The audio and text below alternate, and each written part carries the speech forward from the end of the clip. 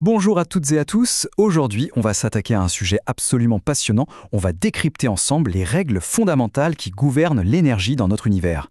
C'est ce qui explique tout, du fonctionnement d'un simple moteur à la direction que prend le temps lui-même. La question de départ, elle est immense. Quelles sont ces fameuses règles? Pour bien comprendre, on va imaginer que l'univers est un gigantesque jeu. Et pour comprendre ce qui s'y passe, il faut connaître les règles du jeu. C'est exactement ce qu'on va faire maintenant. Bon, avant de se plonger dans les règles, il faut qu'on se mette d'accord sur le terrain de jeu. Et ce terrain, c'est ce qu'on appelle la thermodynamique. Alors la thermodynamique, c'est quoi exactement? En fait, c'est tout simplement la science qui étudie comment l'énergie bouge et se transforme. À l'origine, elle est née pour comprendre les machines thermiques, comme la machine à vapeur, mais on s'est vite rendu compte que ces lois s'appliquaient à tout. Ce grand jeu de l'énergie repose en fait sur deux piliers, deux principes fondamentaux. Le premier, c'est simple. L'énergie se conserve, toujours. On ne la crée pas, on ne la détruit pas. Le second, il est un peu plus subtil, il nous explique pourquoi les choses se passent dans un certain sens et pas dans l'autre. On commence par la première règle? Alors la première règle, elle est super simple mais incroyablement puissante. L'énergie se conserve. On pourrait la résumer comme ça. Dans le jeu de l'univers, on ne peut pas gagner. Impossible de créer de l'énergie à partir de rien. Tout ce qu'on peut faire, c'est la déplacer ou la transformer. Et justement, pour déplacer ou transformer cette énergie, on a deux coups possibles, deux manières de l'échanger avec ce qui nous entoure, le travail et la chaleur. Le travail, qu'on note W, c'est un échange d'énergie qui est ordonné. L'exemple parfait, c'est un piston dans un cylindre. Quand il pousse, toutes les molécules bougent ensemble, dans la même direction. C'est un transfert d'énergie mécanique très propre, très organisé. La chaleur, notée Q, c'est tout l'inverse. C'est un échange d'énergie complètement désordonné. Là, il faut imaginer l'agitation chaotique des molécules qui se propagent de proche en proche. C'est pour ça que la chaleur va toujours d'un corps chaud vers un corps froid, du plus agité vers le moins agité. Voilà, l'image résume tout parfaitement. D'un côté, le travail, un mouvement d'ensemble, ordonné, macroscopique. De l'autre, la chaleur, une agitation microscopique et chaotique. Retenir cette différence entre ordre et désordre, c'est vraiment la clé pour comprendre la suite. Ok, donc on a nos deux actions possibles, le travail et la chaleur. Mais comment on sait où en est notre système? Si on continue notre analogie du jeu, comment est-ce qu'on suit le score? Eh bien pour ça, on a besoin d'une nouvelle grandeur, l'énergie interne. L'énergie interne, qu'on note U, c'est tout simplement le stock total d'énergie à l'intérieur d'un système à un instant T. C'est la somme de tout.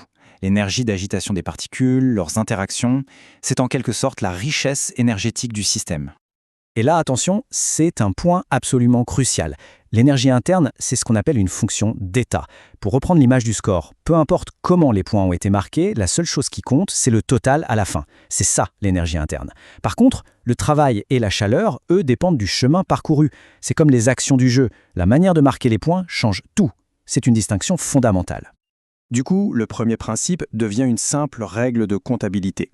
La variation du score, donc la variation de l'énergie interne, est tout simplement égale à la somme de tous les échanges. Le travail reçu plus la chaleur reçue. Rien ne se perd, rien ne se crée, tout se compte. Allez, on passe à la deuxième règle, et là, ça devient encore plus profond. Si la première disait en gros, on ne peut pas gagner, la deuxième ajoute quelque chose d'encore plus fort, on ne peut même pas revenir en arrière. C'est elle qui donne une direction au temps. Et c'est là qu'est l'énigme. Si l'énergie totale se conserve, pourquoi un verre qui tombe et se brise ne se reconstitue jamais tout seul?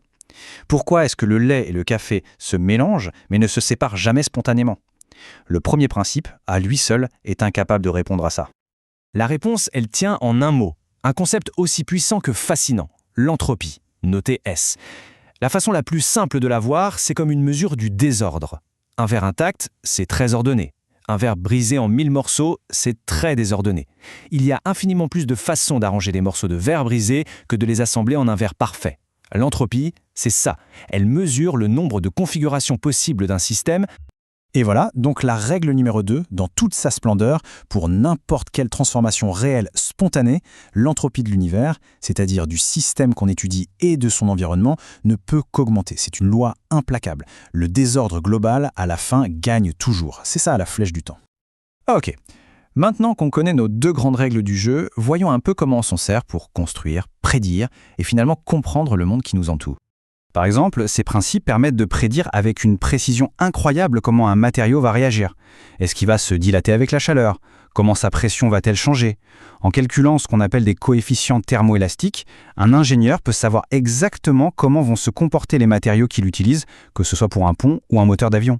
Évidemment, ces règles sont au cœur de toutes les machines thermiques. Un moteur, par exemple, son but, c'est de transformer de la chaleur en travail utile. Et grâce à ça, dit Carnot, on sait qu'il y a une limite à ça, un rendement maximal qu'on ne pourra jamais dépasser. Et à l'inverse, un frigo, ça utilise du travail pour faire quelque chose de contre-intuitif, déplacer la chaleur du froid vers le chaud. Tout ça, c'est parfaitement décrit par ces deux lois. Et voilà la beauté de la chose. Toute cette puissance, on peut la résumer en quelques équations très élégantes. Ce tableau, il montre comment, en combinant la conservation de l'énergie et la loi de l'entropie, on arrive à des formules très concrètes.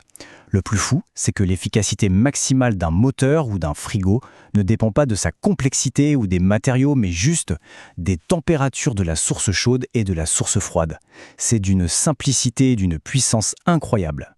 En fin de compte, ces deux principes, ce ne sont pas juste des règles pour les ingénieurs. C'est le véritable manuel d'instruction du changement à toutes les échelles, du plus petit moteur jusqu'à l'évolution de l'univers lui-même. Ce qui laisse une dernière question en suspens. Si le désordre l'emporte toujours, quel est le destin final de notre univers ?